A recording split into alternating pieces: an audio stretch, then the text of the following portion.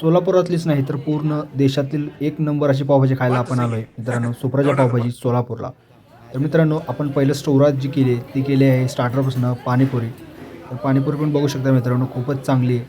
भरपूर म्हणजे अशी क्वांटिटी पण इथेच भेटली जाते आणि त्यासोबत जी सोलापूरचं मेन इम्पॉर्टंट आहे ते म्हणजे थंडगार पाणी, रगडा-बिगडा असला प्रकार नाही. आणि जी पाणीपुरी आहे ती खरंच खूपच चांगली होती, चवदार होतं आणि जी किंमत होती फक्त ₹60. त्यानंतर मित्रांनो, जे आपण नेक्स्ट ऑर्डर केलं ते केलं होतं मंचुरियन.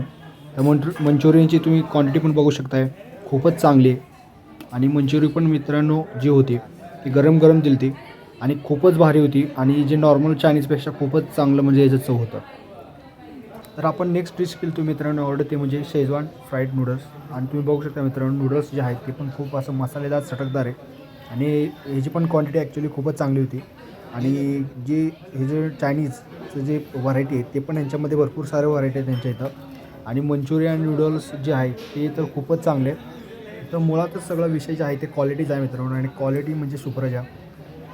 तर इथं मित्रांनो कायमची गर्दी असल्यामुळे तुम्हाला जे पण डिश भेटते ती गरमच भेटते आणि त्यामुळं इथलं जेवणाचं अजून चव जी आहे ते वाढतं.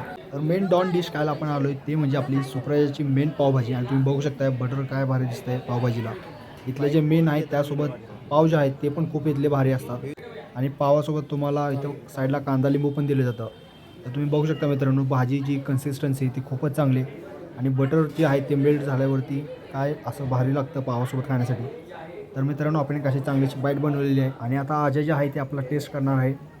आणि मित्रांनो, पावभाजी जी आहे ती खरंच खूपच चांगली आहे, कारण यांचं मेन USP जे आहे ते आहे सुप्रजाची पावभाजी.